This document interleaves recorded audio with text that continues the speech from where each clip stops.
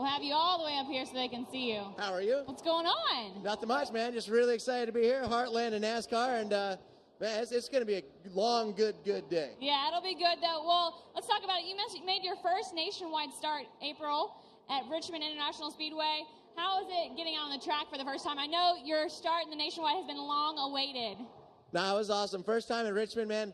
I got they dropped that green flag, and I went from like 24th to 35th in 2 laps. I was like, okay, hold up, what just happened? And then, able to work our way kind of back up, and had a speeding penalty in the pits, got a little excited, and put us down a lap or whatnot. But no, it was fun, man. Just trying to stay up in the top 20 there. This is my first time on a 1.5 miles, and I tell you, TV doesn't do it justice, man. It is fast coming into turn 1.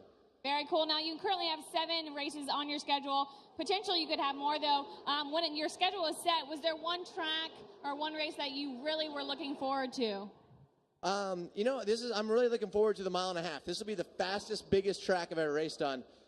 After doing practice, I'm looking forward to it a little less. I thought we'd be faster, but it's going good. So I just hope to get to every one of these tracks, learn a little bit, learn how to drive the line, and learn what I want out of the car. Because right now I'm scared. It's all over the place. I don't know. This might be what it's supposed to be feeling like. So we'll find out more in the race. And the short tracks have honestly been more of what I'm used to with the rally car, and even the motorcycle stuff's a lot slower. So I don't know. Looking forward to Dover, though, sometime. That seems like a really scary one. Yeah, a lot of the drivers love Dover. But we're here in Charlotte this weekend. I know you said you're looking forward to the 1.5 mile track. What else are you looking forward about Charlotte? What do you think is going to be the biggest challenge out here on the racetrack? Biggest challenge out here on the racetrack, something you don't think of. Picture you have a cardboard or plywood or whatever, and you push it sideways when you're going down the freeway. That's basically what the back of our cars are like. So we have 650 to 700 pounds of side force. But if someone is there, now you might have 200 pounds of side force. So in a NASCAR, you can only see right in front of you. Your spotter will tell you if someone's there, but if he's like, yeah, someone's at your right rear corner, you're like, okay, whatever, I'm turning left. And all of a sudden, you're going to have 200 pounds less to lean on when you're in the corner, and basically you're going to slide out and go straight and hit the wall at 180. So I'm really interested to see what this aero stuff does out there today. All right, looking forward to that. Now, as you can see, we've got a little Boost Mobile section out here today. You're racing in Atlanta. There's also an interesting contest that you're going to be running, or a sweepstakes, the Travis Pastrana $1 million giveaway. Can you tell fans a little bit about that? Oh, yeah. Coming to Atlanta. So Atlanta looks like one that's going to be a lot of fun. I like being sideways. Atlanta is a pretty sideways race. And Boost Mobile, if you have a Sprint or a Boost Samsung phone, you can basically come out and they're going to pick 5 people to give an all-expense paid trip going down to Atlanta. And if I win that race, one of the 5 is going to win $1 million. So been doing a lot of iRacing practice for Atlanta. I really feel like Atlanta's going to be a good one. So all you guys got to do is, again, have that Boost Samsung phone, and they'll pick 5 guys, and it hopefully will be an awesome weekend for all of us down there in Atlanta. Very cool. Looking forward to that. Talking just about your start in NASCAR, a lot of the drivers, if you talk to them, they'll say, I looked up to so-and-so growing up, coming through the ranks. Is there one NASCAR driver who you would like to model yourself after, or somebody that you look up to who just you think performs well on and off the track every weekend? It's been really awesome getting to know a lot of the drivers. I've known Jimmy Johnson for a long time. And Jimmy's been someone that, he used to race motocross. One of my heroes, Rick Johnson, no relation to Jimmy, ironically, but he kind of took Jimmy under his wing with motorcycles and then helped him get into Mickey Thompson off-road trucks. So I'd always follow Jimmy, and, he's given me a lot of help, a lot of advice. But even guys like, being on Red Bull team with Brian Vickers, and now Joey Logano was funny. I put something on, I tweeted, I'm like, hey, I'm going to go to a go-kart track, and Logano showed up. I was like, that's pretty cool. So then he kicked our butt. But we'll learn. One of these times we're going to start winning some races. Very cool. Speaking of Red Bull, you're a Red Bull athlete. This guy's talking to you.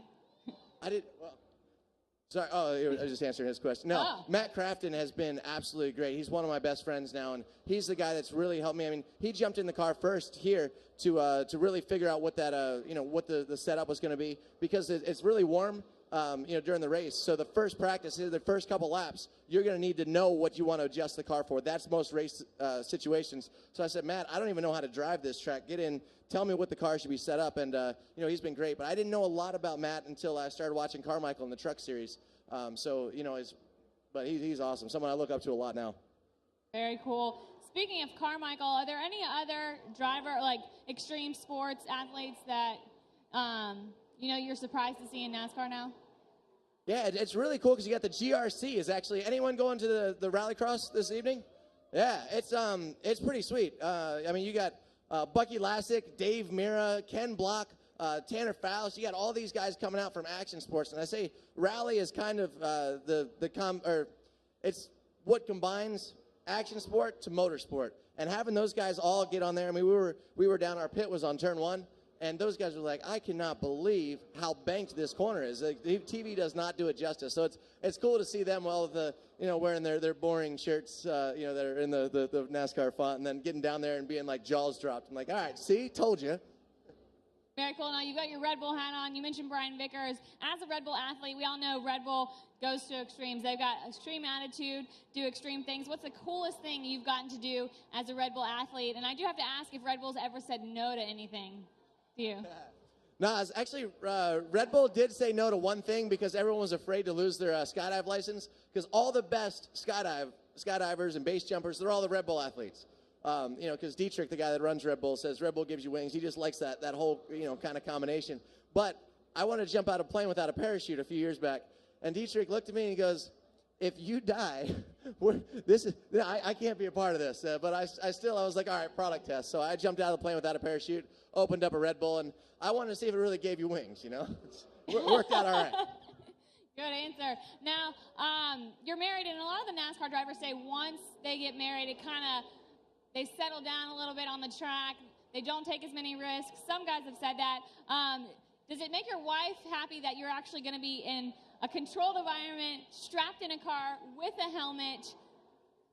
I got to be the first person that comes to NASCAR to going 200 miles an hour, and my mom and my wife are like, oh, thank goodness, something safe. So, it's not safe to that extent, but she's actually in Australia right now. She just landed a kickflip Indy over the mega ramp, which is the first girl to ever do that. So definitely proud of her. Cool. She's still kicking some butt over there, and I haven't seen her in a couple weeks, so it's kind of, I'll definitely miss my wife. Oh. Well, a lot of fans out here. Does it surprise you to see some of your fans from your other extreme sports come to NASCAR races to see you here? Is it a surprise, or what's the feeling on that? No, it's really neat. I mean, the fans here have been awesome. I mean, thank you guys for coming out. Thanks for coming out early to this thing. And,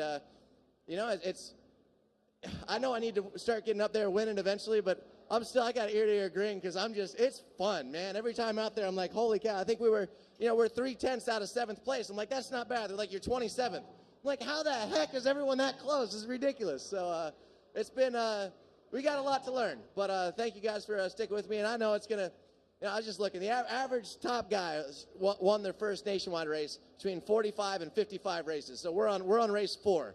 So I might have a few more to go, but we're going to try to get there. You'll definitely get there. I did read, though, that one of your goals for your Richmond nationwide debut was to finish ahead of Danica.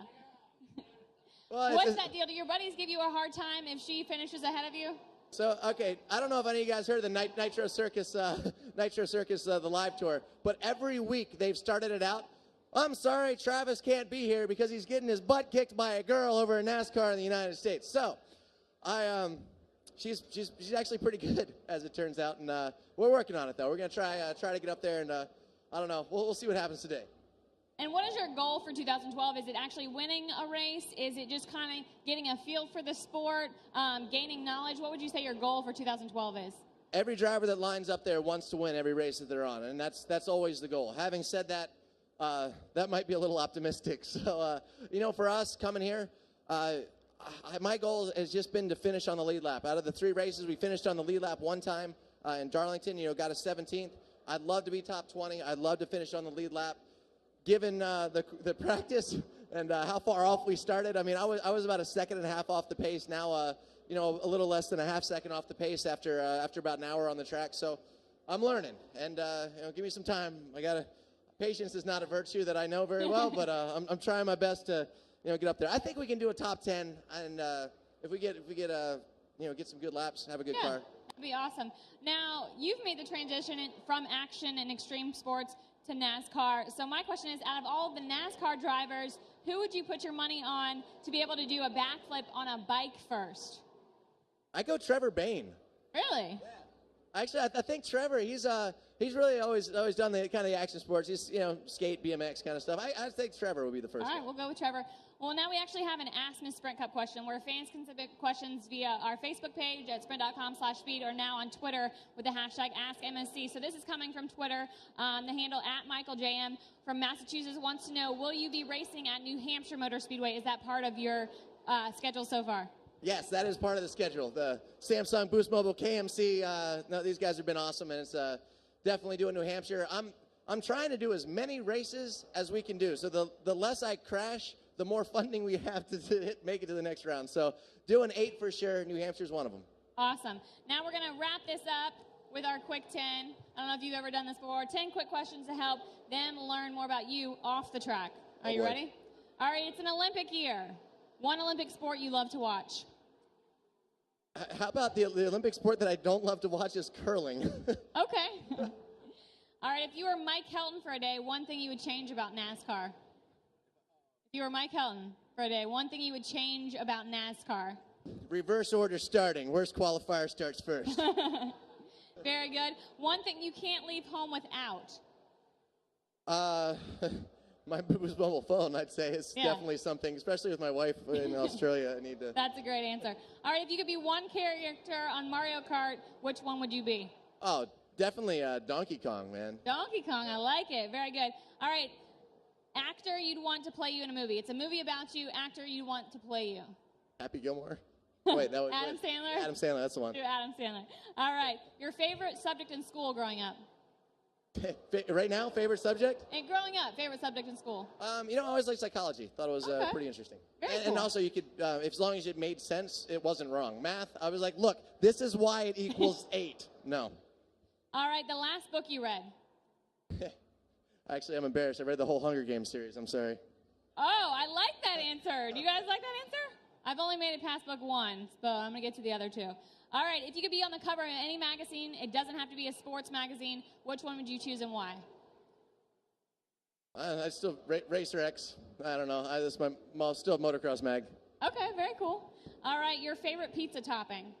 Oh, pineapple. Pineapple. Yeah. Do you put bacon on it too, or just the pineapple? No, I'm just a pineapple guy. Okay. All right, and rounding out the quick 10, your favorite application on your Boost mobile phone? Favorite application is going to be the GPS. I know that sounds.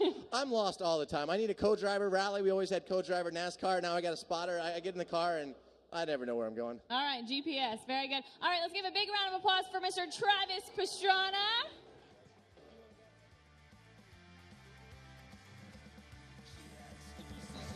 All right, if you were selected earlier to race in the simulators with Travis Pastrana. Again, if you were selected earlier, we're going to go ahead and do that. So if you'll make your way over to the tent. Again, if you were chosen earlier to race in our 4G Fast Racing Simulators with Travis Pastrana, we're about